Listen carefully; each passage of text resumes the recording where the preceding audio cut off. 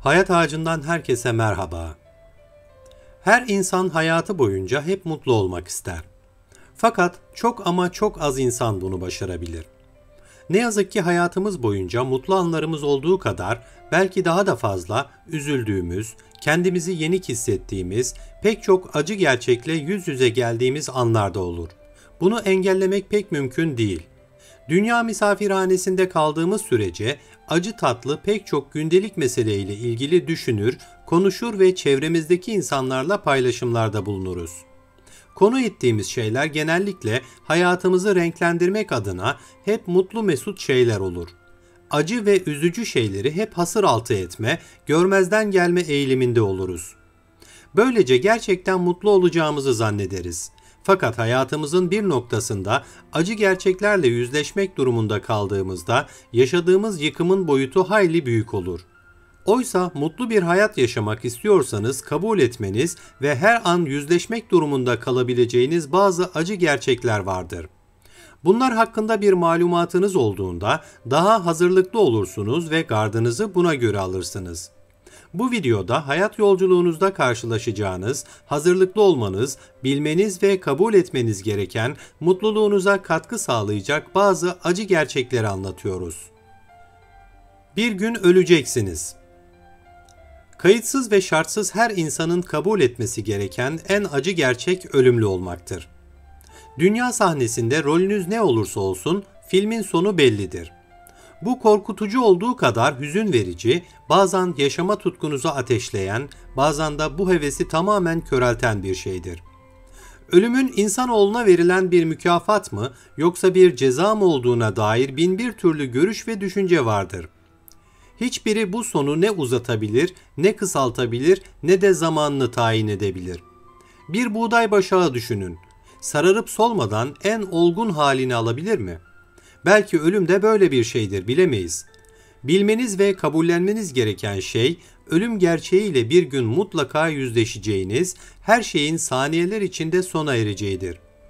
Bunun için hayatın her anını anlamlandırmanız, yenilmez ve bileği bükülmez havalarından çıkmanız, gezegende geçirdiğiniz süreyi en verimli şekilde değerlendirmeniz gerekiyor. Ölümü hiç aklınızdan çıkarmamak için kalbinizin sesini dinlemeyi alışkanlık haline getirmelisiniz. Çünkü kalp atışlarınız aynı zamanda ölümün ayak sesleridir. Sevdikleriniz de ölecek. Montaigne denemelerinde ölümle ilgili şöyle der: "Ölümden niçin korkayım? Ben varken o yok, o geldiğinde de ben olmayacağım." Bu çok bencil bir insanın söyleyebileceği bir laftır. Çünkü beraber birçok şeyi paylaştığımız, anılar biriktirdiğimiz onca insanı yok sayan bir laftır. Ölüm sadece bizim nefesimizin tükenmesinden ibaret değildir. Ardında bıraktığı duygusal yıkımla beraber düşündüğünüzde aslında ölüm kalanlar içindir. Ölen zaten ölüp gitmiştir. Bu gerçekten hareketle sevdiklerinizin, yakınlarınızın, dostlarınızın da bir gün öleceği, bunun ne zaman olacağını asla bilemeyeceğiniz gerçeğini de kabul etmelisiniz. Bu ön kabul, sevdiklerinizle ilişkilerinizde belirleyici bir şey olacaktır. Onlarla daha anlamlı, sevgi dolu bir iletişim kurmanıza yardımcı olacaktır. Sevdiklerinizi, kıymet verdiklerinizi öldürerek sevin. Onların bir kötü hastalığa yakalanıp mücadeleden mağlup ayrıldığını hayal edin. Ya da ansızın gelen bir afete yakalandıklarını. Bir trafik kazası sonrası telefonunuzun acı acı çaldığını düşünün. Kör ölüp badem gözlü, kel ölüp sırma saçlı olduktan sonra pek bir işe yaramıyor çünkü. O kadar da önemli biri değilsiniz. Hayat yolculuğunuzda başınıza utanç duyacağınız, gülünç duruma düşeceğiniz kötü şeyler gelmiş olabilir. Bir an tökezlemiş olmak her insanın yaşaması muhtemel bir şeydir. Böyle bir durumda bazı insanlar sizi elinizden tutup kaldırmaya, destek olmaya çalışırken bazıları açıkça, bazıları ise bıyık altından gülecek, düştüğünüz durumdan haz alacaktır. Bu durumların gelip geçici olduğunu asla unutmamalısınız. Yaşadığınız hikayeyi herkesin ömür boyu anlatacakları gibi bir paranoyayla hareket etmek yerine hayata daha sıkı sarılmalısınız. Kendinizi dünyanın merkezi gibi görmenin ve herkesin sizin hikayenizi anlatıp dinlemek için can attığını düşünmenin size hiçbir faydası yok. Unutmayın ki bu hikayede oynadığınız rol, insanların hafızasında bir başyapıt izledikleri hissi verecek bir rol değil. Herkes tarafından sevilmeyebilirsiniz. Lise yıllarına dönün ve sınıfınızdaki popüler oğlanı ya da kızı düşünün. Hep ilgi odağı olan, çevresindeki herkesin sevdiği ve yakınında olmak istediği bazı insanlar vardır. Bu doğal çekicilik ve albeni her insanda olmayabilir. Bazı insanlar tarafından sevilmiyor olabilirsiniz. Hayat bir popülarite yarışması değil, bunu unutmayın. Herkesin sizdeki cevahiri keşfetmesini ve etrafınızda pervane olmasını hayal etmekten vazgeçin. Hayatınızda çok da önemi olmayan kimselere kendinizi kanıtlamaya çalışmak, zaman ve enerji kaybetmek yerine sizi olduğunuz gibi kabul eden ve seven insanlarla oturup kalkmaya, etrafınızı onlarla çevrelemeye özen gösterin. Para kim olduğunuzu tanımlamaz. Bir insan sahip olduğu materyallerle, mal mülkle tanımlanmaz. Pek çok insan paranın o kadar da önemli bir şey olmadığına inanmak ister. Bunun yere sağlam basan bazı gerekçeleri olduğunu anlattığımız videoyu izlemenizi öneririm. Hayatta kalmak için, gelişmeniz ve ilerlemeniz için gerekli olan tali unsurlardan biridir para dediğimiz şey. Fakat unutmayın ki çok para ve sağladığı olanaklar sizin kim olduğunuzu tanımlamaz. Maddi imkanları üst seviyede olan, büyük bir malikanede oturan ve pahalı arabalara binen bir insan, apartman dairesinde oturan ve evine otobüsle gidip gelen bir insandan daha değerli, daha mutlu ya da daha huzurlu diye tanımlanamaz. Neye sahip olursanız olun, sizi tanımlayan şey hayata bakış açınız, katacağınız değer ve tutarlı eylemlerinizdir. Dış güçlerin kurbanı değilsiniz. Başkalarının size nasıl davranacağı tamamen sizin seçimlerinize bağlı bir şeydir. Başınıza gelen her şey için başkalarını suçlamaktan vazgeçmeli, bir güce sahip olduğunuzu, vereceğiniz tepkilerin ilişkileriniz ve iletişiminizde belirleyici olacağını akıldan çıkarmamalısınız. Etrafınızdaki insanların size nasıl davranacağını belirleyebilecek tek kişi yine sizsiniz.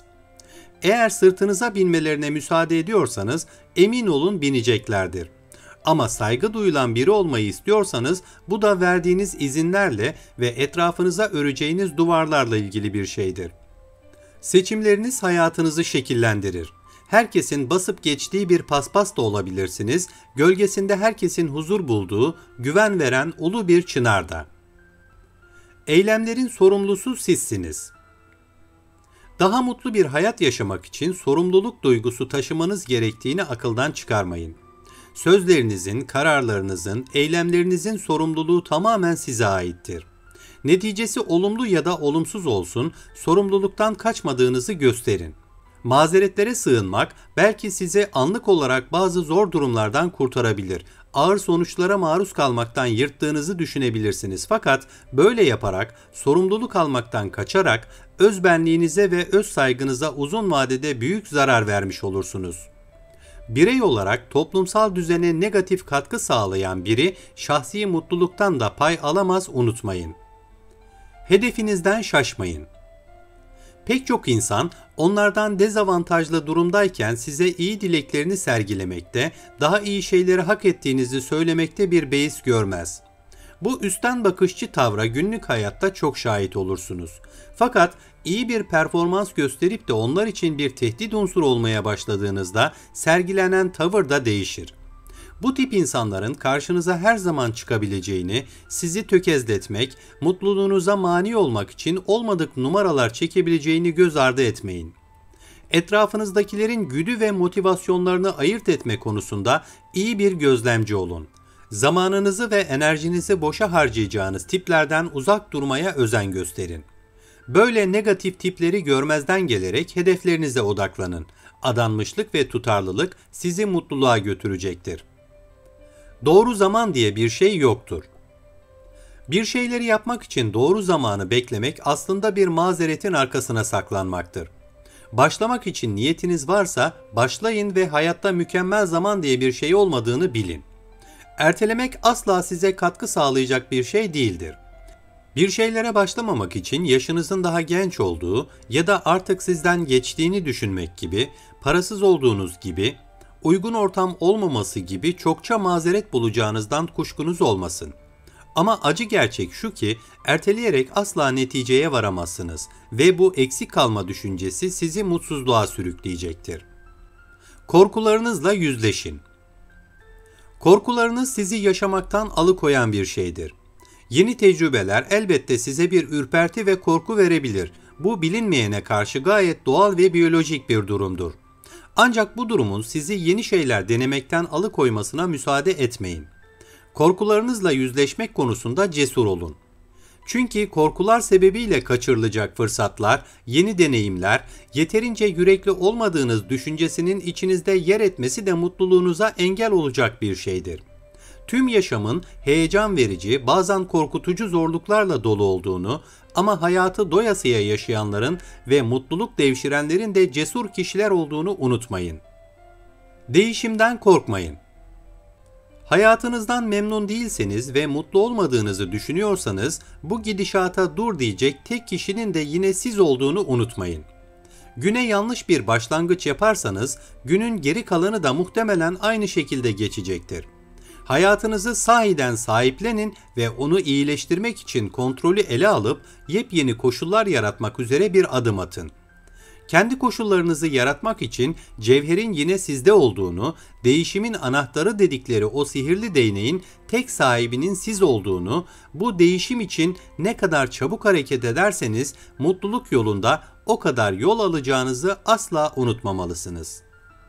Videoyu beğendiyseniz Hayat Ağacı'na abone olmayı, yorum yapmayı, beğen butonuna basmayı ve bildirim zilini açmayı unutmayın.